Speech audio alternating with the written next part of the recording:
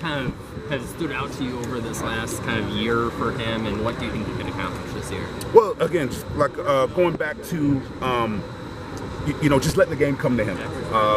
Coming from Southeast Valley, he did a lot of things for that team in multiple sports, and now he's just here to understand where he fits, understand that he does not have to be everything to everybody. He just needs to do his job and play his part. And I think that takes maturity. That's a tough pill to swallow when you get here, because you've been conditioned to try to do everything all the time. So just giving him, spoon feeding him the reps, and he's had some success. I think he's earned a position as a leader on this team. The guys listen to him. The guys, trust him, and he plays the game for the right reasons, for his brothers, for his teammates. How do you think that kind of prepared him for being a two-gap guy here when he kind of had a pretty heavy workload? Well, if you don't play two gaps here, you're not gonna play. Yeah, like it's just it's a thing that it's an unselfish thing to do. And Aaron innately, I think, in his heart, is an unselfish kid. He wanted to be here. He wanted to play here, and he was going to do whatever he needed to do. One gap mentality, two gap mentality. He was going to do whatever he needed to do to make sure he was on the field on Saturday. So he's adjustable. You saw him at camp before you guys offered him, right? Yeah, he camped here as a ninth grader. Yep. I'm guessing he had to be pretty good in ninth grade. Well, now you have to handicap ninth graders in camp. Okay, that's the part about college recruiting that is different from the NFL. When you see a ninth grader, you have to be able to see the future. You have to be able to see that kid in 2021 or 2022. You just can't take it at that value, because kids change. A lot of things change between ninth grade and your senior year. But fortunate enough for Aaron, the maturation, the physical maturation, and everything that we expected him to do from a productivity standpoint just kept going in the right direction. So we were comfortable with taking and keeping his commitment once he committed. What do you remember during your pitch to Ethan Hurkett telling him to change positions? There was no pitch. You're going to play defensive line. Mm-hmm. We're recruiting you to play defensive line here. It's when the linebackers coach is not talking to you, it's pretty clear. So there was no pitch. And really, with high school players, we see it a lot in camp. A lot of high school players, in my opinion, are playing out of position anyway.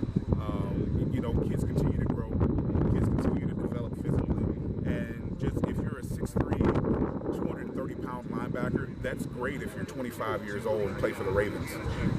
If you're 17 years old and play for Cedar Rapids Xavier, you're probably going to end up playing defensive. That's just how it goes, and he's smart enough to understand that. Do you feel like anyone's kind of taken that next step to be that fourth guy in the interior, or third, fourth guy in the interior behind? It's going to be by committee, and I'm telling you, I'm pleased with how everyone's done. I think, like I said, Jeremiah Pittman, he's gotten first crack at it, and he's continued to do well. I think Jeff Bowie has finally, like I said before, Jeff's put together he got injured last year during this time during fall camp, wasn't able to play, and a lot of other things beforehand that kept him off the field. He was able to put together spring ball. He was able to put together this 8 practices now that we've had, and Jeff's doing things that a fourth-year guy should do. Will Hubert, Luke Gaffney, a couple of walk-on guys they're in the program that are tough as nails and fighting and scrapping for their space too. It's an interesting group. And again, just like in years past, there's never been one guy that I could circle. It just kind of happened. It just kind of. I remember in 2021, a guy by the name of Lucas Van Ness and Wyatt Black were the backups, and nobody knew about it. So it takes time. Yep. Was there a moment that clicked for a guy like Deontay Craig? Deontay is outstanding. I can't say enough about him. Craig's always been very self-aware.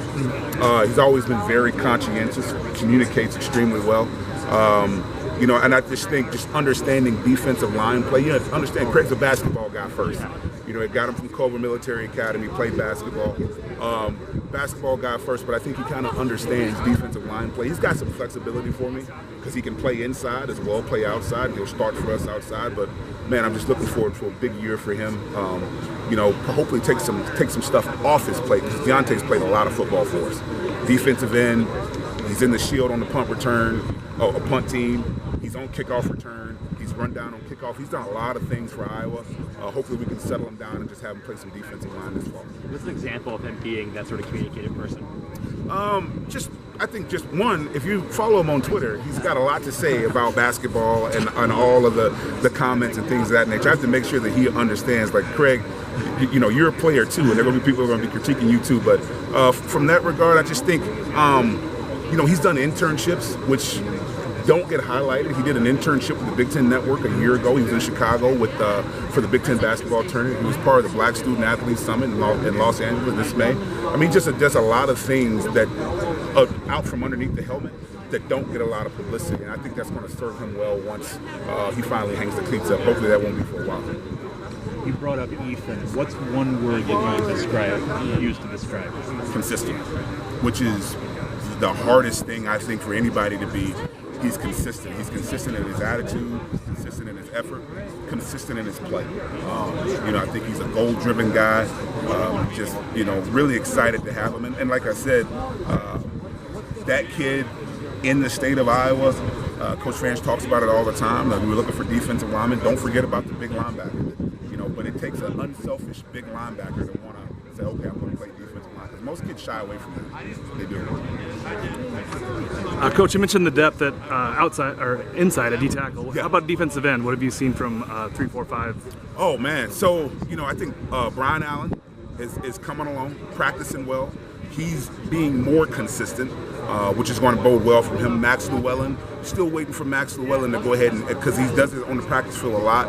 We want to see that type of production in practice. We want to see it on the game field on Saturday, and I think he's ready to do that. I think he's as comfortable as he's ever been. I think those would be, guys behind Herkett and behind Craig. And Caden Crawford, probably a name that you don't know, kid who came in the class in 2020. Caden came in 2021? 22? I can't remember. But yeah, 22. He's a guy that's starting to flash too. After spending the last, a redshirt year and then last year on the scout team. I told Caden, this is a funny story, because I was, it was during the spring of, I was doing summer practice his freshman year, because he enrolled early. He and Brian both enrolled early, and I wasn't real happy with their development, especially after enrolling early. I told both guys they should have went to prom. It would have been a lot better decision to go to prom, because from what they had done up until that point, you couldn't tell that they had enrolled early. But both those guys are showing up in a big way for us now. And Kenny Merriweather as well, is coming along. That's just after one redshirt freshman year.